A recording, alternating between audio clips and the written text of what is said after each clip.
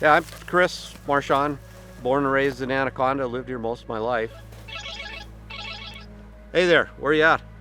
I'm kind of the person that people go to when they have land projects around here. I think public lands and the ability to use those and the resources that we have on them is what makes this state special. When I moved back in 1981, it was right after the smelter closure, and I became concerned about a lot of the land that supported our wildlife, our fisheries, and all the opportunities we had. It was Anaconda Company ground, and obviously the company was going away.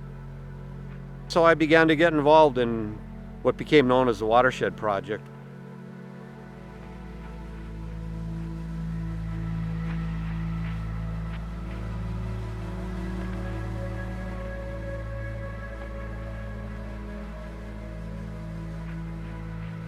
On this you could kind of see this is part of this property, that bowl in there, and all that timbered ridge, that's all a part of what we're trying to buy here. Any project like this does not start at all. You never get off the ground unless the owner wants to do this. And I think that's really important. And this piece of property here, it's known as the Stumptown acquisition right now. When the owner decided that they no longer wanted to have the property, they were interested in conservation. Dave Stone and I from the Anaconda Sportsmen's Club have been real active in promoting this through the agencies, through FWP. FWP has taken the lead in this. It's just a great opportunity. This is obviously a fantastic piece of land for wildlife. You see the Warm Springs Creek flowing through it. It's got cutthroat and brown trout and rainbow and bull trout. You have these aspen groves. It's fantastic for deer, elk, moose, as well as all kinds of non-game species.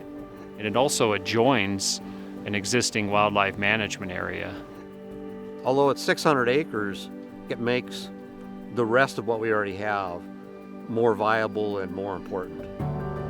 We also see it as an opportunity, because of its proximity to Anaconda, to allow people to come out and recreate. And that's what's really important, that availability.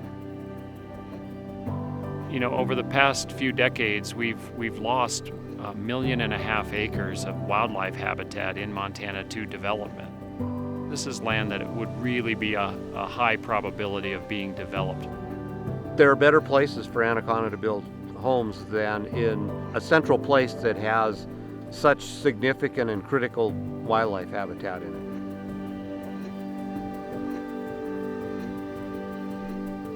The land board, hopefully they'll not only give their approval, but I think that this is the kind of project that they should be enthusiastic about. These things don't happen unless there is a public interest. Anaconda Sportsmen's Club, the Montana Wildlife Federation, the Rocky Mountain Elk Foundation, they've supported it. We've got local community, the local government has supported this. And so when you have that kind of enthusiastic support, they should reward that.